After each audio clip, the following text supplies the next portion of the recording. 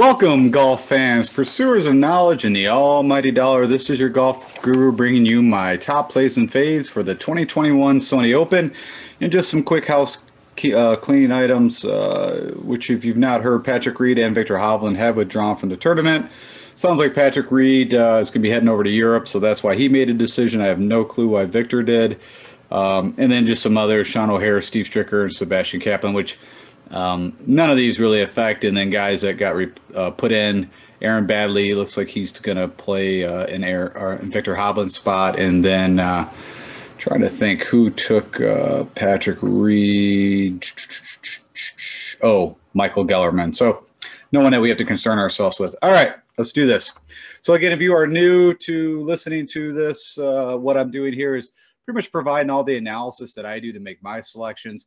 I put it in this format to share with everybody to, leverage to hopefully make some of the best picks out there and build the best lineups you can.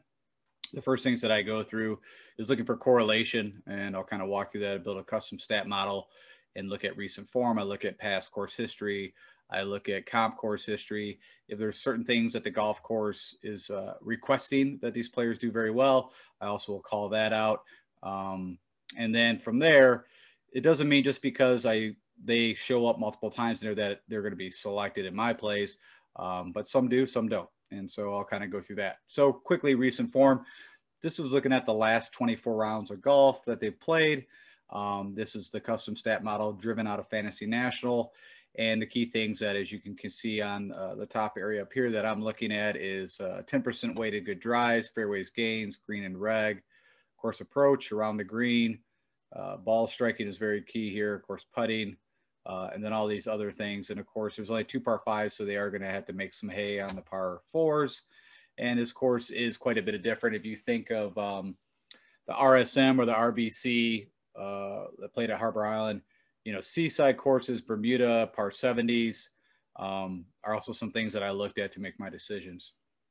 And so the guys that I highlighted, I just, it's kind of notable. Zach Johnson, Emiliano Grillo, Kyle Stanley popped up on multiple of these.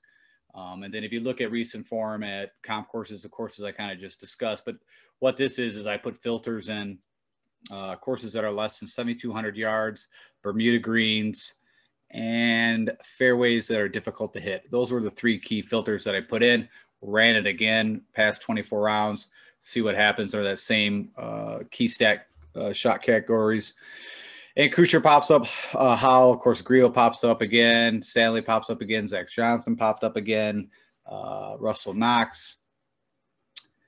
And then take a look at the history at Wailea. Everybody has their own kind of thoughts on history at a course. I'm a firm believer that, if you've done well at a course before, you're going to go in with good thoughts. And when you approach certain holes, you know what you did in the past and how you played them and did well. Of course, there's holes that maybe you did not play well, and it kind of just has your number. Just if you play golf at a course quite a bit, there's certain holes that you have confidence on, and there's certain holes you don't. And so I believe it is applicable. I don't weight it in my decisions, super heavy, but it is definitely a factor in who I select.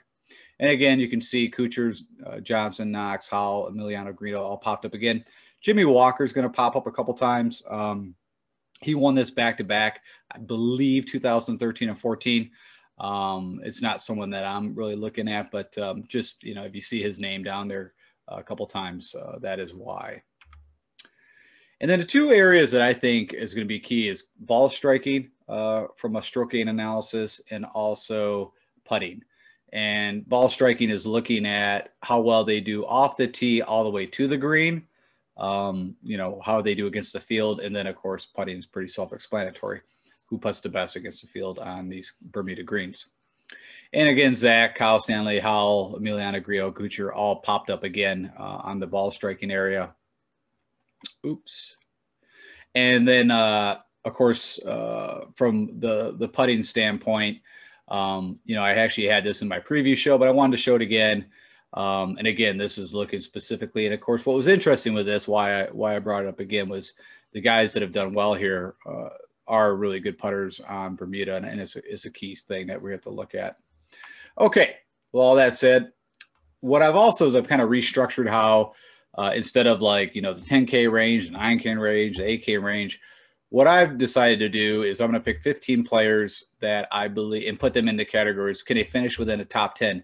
What does that mean? It means they could win the tournament, but should finish within the top 10. And then I'm going to do the top 20, top 30, and then of course my fades. That's kind of how I'm going to do it going forward, because it's kind of how when I build a team and get a player pool together. And typically my player pools are anywhere between 15 to about 25 players. What I'm trying to figure out is, of course, you need a winner, but you need the guys within the top 30 and up to actually pay in the GPPs, the big tournaments. And then, of course, if I put them in my top 30, these are guys that you want to play in a cash game. When I get into hidden gems or sleepers, which will be out tomorrow, these are guys that I just want to make the cut. Give me some points. Give me that 6-6 team. Open up where, the areas so I can put, more top end players. All right. So my first pick is Abraham Ancer. And, kind of looking, and I'm also leverage, we got to just see these guys just last weekend on a similar, at least putting surface, not a similar course layout. But what was interesting with Ancer is that I liked how he finished. He had a great Sunday, shooting 7 under. He struggled a little bit off the tee. And typically I don't pick guys that, he also gained almost 7 strokes putting. But what I really like and what I've seen in trends is if you look at his recent results, when these guys are popping in the teens, for some odd reason, that just typically is an indicator they're going to win. Now, Abraham has not won on the PGA Tour. A lot of his Latin colleagues, if you want to put it that way, are players that he, the Niemanns, Griot, Carlos Ortiz, they just won. I think he's, and maybe it's pressure being put on him, but he is due to break through for his first PGA win. And I think this is a great place for it to happen. Of course, history is kind of he's played her 3 times, had a 38 last year on 29th. But what he does very well is he is typically pretty accurate off the tee, pretty good on approach, and great on putting on Bermuda greens, as he just shown. So, I think he's someone that definitely can finish in the top 10 and even maybe be a winner here. Sungjae Im, I've been kind of off on Sungjae Im because I've taken him in a few different times where I thought he'd be a great fit, and then his putter just puked all over me. But he just keeps showing up and showing signs that, he's playing well. And what I like about him is I know he'll get the ball to the fairway where he needs to be. He's great on approach. It all comes down to his putter. But with Sungjae Im, where his strongest surface for putting is on Bermuda. Even though he lost 3.2 strokes to the field last week at the Tournament of Champions, if he could hit the ball like he did and get that putter, even in neutral or just gaining a little bit, I think he could be very live for a possible win. But if, again, I've got him, as you see, in the top 10. Daniel Berger. Daniel on a lot of sides fits this very well. If you go look at his course history at the RSM and the RBC, he's had great finishes there. He hits, his approach, he was gaining over 3.5 strokes off the tee. He was gaining 3 strokes. Around the green, he lost a little, but the putter is where he lost almost a half stroke to the field. And hence, he didn't have the greatest, Sunday or final day round. The other days he was in position to actually win it. So I like Daniel. Again, recent results at the past tournaments. His tournament history is, I'd say, upper echelon. Again, you've got some top 20s in there. You also got some top 50s, but he's made the cut every time, and he's done pretty well. But I like where he's at right now, and I think I want to say it's, not a sneaky pick by any stretch of the imagination, but he's the only 10,000 guy that I'm looking at. I'm trying, and I'll discuss on my fades why I'm kind of getting off some of the guys I think a lot of people are going to be on. I like Berger. Of course, Joaquin Niemann, should have won last week, had an amazing Sunday. The guy is just firing on all cylinders. He did everything well. And what I liked about him over Harris English is that Harris gained almost 7 strokes putting. And didn't do it all in other areas where this course demands an amazing pro shot, long distance, and that he is the fit for that, where he gained almost 7.5 strokes on the field with his approach, and only gained a stroke on putting. So if he can keep going what he's doing, and as you see, with the CJ Cup, the TOC, top 10 results, He's just been playing really well. And, you know, you can't ask for a whole lot that he did last weekend. And he didn't win, so I'm kind of hoping he's still hungry. But, you know, it also could be a letdown factor because you could play that narrative a couple different ways. But I like Joaquin. So I said I was only playing Berger 10. I apologize. There's two 10,000 guys. And those are the guys in the upper that I'm playing. And then Russ Henley, you know, I've been preaching Russ in so many different tournaments that is a great fit. He's actually won here. I think it was actually his first time ever playing here. He won in 2013. But everything, again, from a course perspective, you know, great on Bermuda greens, accurate as hell with his irons as you see against this whole field. He's ranked number 1, solid off the tee. I mean, everything says that he should do well here. And it's funny, I just looked at the bottom, his tournament history, recent results was kind of flipped. But you can see at the Zozo CJ Cup, he was, you know, kicking. But I think at the RSM and the OHL, I thought he'd do well. And I think, you know, that's where he kind of shocked me. But let's hope that, you know, if his game is where I know it can be, you know, he could definitely be in the top 10, if not win this thing. And then top 20s, you know, these are all kind of falling. And it's funny, all these guys kind of fell in together for me, but I'll go through each of them. Kuchar is probably was the hardest one to pull the trigger on, but I'll give you some reasoning on why Kuchar. And you can see his salary. I'm not super excited that he's priced at 8,400 for what he's been delivering. Kuchar has, you know, not been playing really good golf, but I'm going to, this is a pure narrative. I got to watch, and I might be one of the very few that watched the QB shootout where he was with Harris English. And it wasn't all Harris English that won that thing. Kuchar was hitting the ball really good. And now, again, it's a team event, but it was a form that I haven't seen from him in a while. And I also like that 37th at the RSM is, you know, again, we're talking top 20 finishers. But again, the price tag has got me a little, what was the hard part about pulling the trigger? He just hasn't been scoring like he usually does. But the course history, you know, he won it 2 years ago and has had a T3, a T8, a T13. I mean, the guy from a course, and that's why his price tag is what it is. It is not because he's been playing. He didn't have a great season in 2020 by any stretch. So all that said, though, you know, right now his projected ownership is only 5%. So it's kind of a leverage play. But again, not super excited about the price. But I think, you know, I'm going to be pulling it'll be, I think, the first time I played Kuchar in maybe a year. Like he used to be an Insta free bingo square spot to put him in if you needed someone just you knew what to get you through the weekend, solid play. But that was not the case. But I think you know, he's there again, and I think this course and what he's recently been showing, it could be a little sneaky. Garcia, I don't know, you know, not a whole lot to say there. Just as in, you know, he's been amazing off the tee, great at approach. His approach actually from the last tournament at TOC was actually negative, which shocked me. He gained 4 strokes off the tee. Lost a little bit on approach. Around the green was great, but he was losing almost 5 strokes putting. And we all know with Sergio that's where it all comes down. Like Sanderson Farms, he starts making putts. It's pretty much game over. He's right now one of the more elites, I'd say, in this field. So for 8,300, I think it's still a good price. I like him better. I think last week he was our 78, 7,900. But still for the price, I think it's a good, you know, we need someone that can fire at these pens, get close, and it's long iron shots. Again, keep that in mind. We're not looking for the guys like the, you know, JT that is just awesome with the pitching wedge. You need people that's going to be really good with the higher irons. Brendan Todd, you know, I called this last week. You know, he had a strong showing. I think he ended up 17 under, so somewhere like around like a T11 or something like that. That he was on his way back. Off the tee, he still lost strokes, almost 5 strokes. Everything else he did well. The putter, of course, kind of picked all that up. But I like Todd for 8,200. I think this course fits him well. I think, you know, again, I don't think he's going to win this tournament. I think he will get in the top 20. Lanto, you know, again, a nice show. I think he shot 17 under. Had a great Sunday, shot 6 under. Little sporadic off the tee, but the putter is super hot. We need good putters. And we need guys that, you know, just are decent, you know, solid off the tee as in, you know, some accuracy, and Lanto can do that. And then CH3 was just popping up all over the place, as you probably saw. And I like what I've seen from a tournament history. I like where his game's been trending to BC. You know, it's trending the right way from a 46 to a 30th to a 23rd. If you look at his past history at the RSMs and the RBC Heritage comp courses, he's done well. So everything from that perspective, I like CH3 here.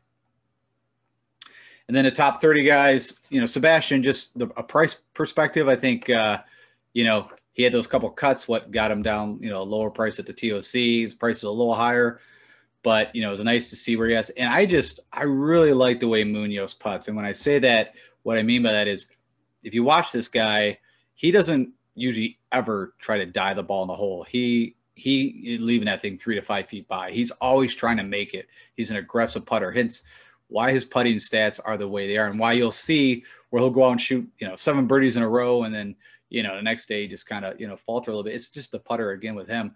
But this course fits him for his length, what he does. Even though, he had a couple of those cuts, but again, I think it's a good course fit. And so I like the birdies. We are going to need guys that can get 20 under or better. Brian Harmon, everything's been pretty solid except for that RSM. He's had a solid history here. The course just suits him. He's a great putter on Bermuda. He's steady off the tee, not long, good on approach. It's all around. He's a solid play. And for 7,800, I think it's a good value. Patty Kazire, of course, who won here a few years ago.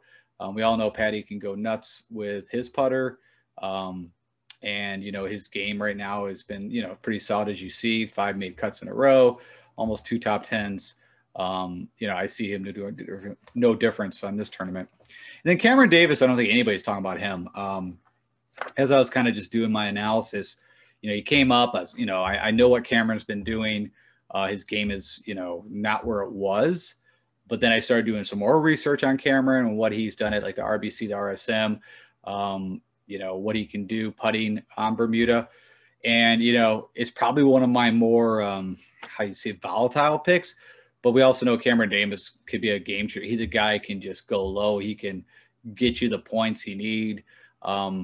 I just, I'd say it's a flyer for me, to be honest. Like, so we haven't seen his game since RSM where he missed the cut, but he's had a lot of time to work on it. If he gets back to the form he had back around the Sanderson Farm time back, it'd be a great play. And I think, funny enough, it says projected ownership's at 10%. So some other people are thinking that. We'll see how that all works out. Yeah, I like him. And then Grillo, I look at Emiliano Grillo very closely, almost to Sergio, where, great everywhere until they have to make a putt. And if he's making putts, he's going to light it up. And he's also been, at the OHL and RSM, as you can see, with a T8, a T18. He's been playing good golf. If he just has his day putting, and same thing, yes, he's had a win, but I think, he's been feeling the pressure of seeing these other guys in the Latin kind of crew that they're doing well. And he wants to do well too. All right, now to my fades. Okay, so it's hard for me to fade Webb Simpson, but a couple things on this. And if you've listened to me before, I almost always fade the top number 1 play. The reason why is that they just typically can't get the value. It came true with Dustin Johnson last week. And then also it doesn't help that the one thing that typically Simpson does very well is off the tee. Usually he's very steady. He lost almost 7 strokes off the tee. Now, can this change on a dime? But I'm like, if you're hitting it that bad at that wide open course, and you bring that same tee game here, it's not going to be pretty. And really where he gained all his strokes was on approach, which we need guys that can hit the longer approach, and he can. But then also his putting, he barely went over neutral, like gained a half stroke against the field. So he's not doing the things that typically Webb does. Usually Webb is very accurate off the tee, not long, great on approach, and great with the putter. And right now off the tee is not good, at least what we just saw.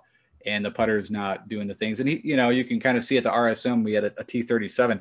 That's a course he should, light up. Again, a short Bermuda course. And he's known to be one of the best short Bermuda players. But I'm going off what I've been seeing. And, he could come out and win this thing. Who knows?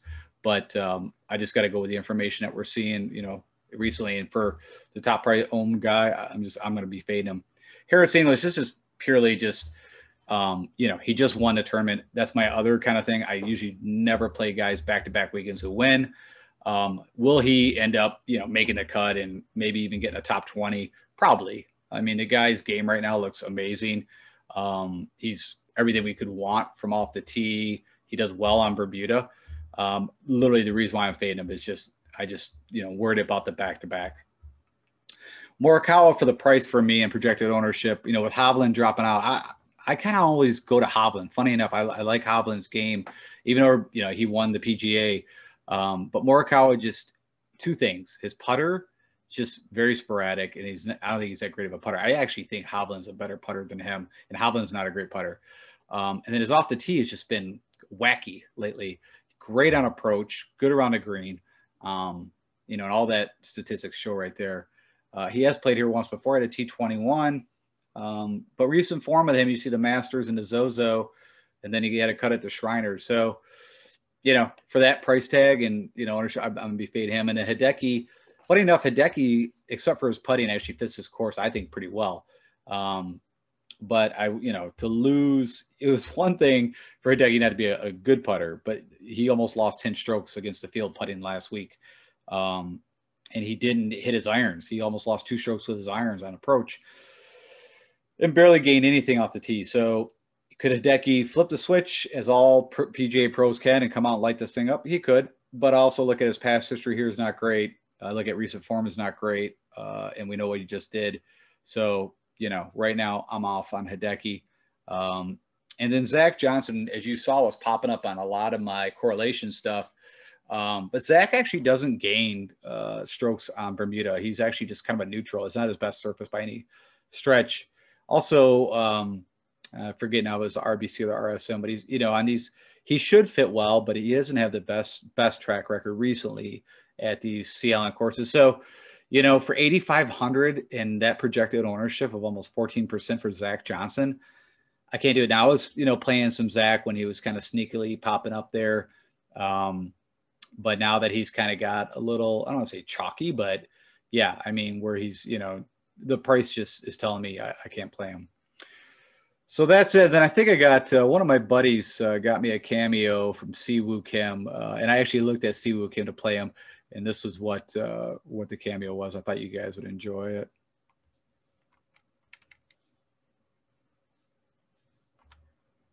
Hey, Golf Guru, it's Siwoo Kim here, and you better be picking me to wins this weekend. So yeah, so sorry, Siwoo. I like a lot of things that Siwoo does, but the putting around the green, good. Off the tee can be steady. Approach can be, but I look pretty heavily at Siwoo playing him, but I'm gonna pass this week, Siwoo. Sorry.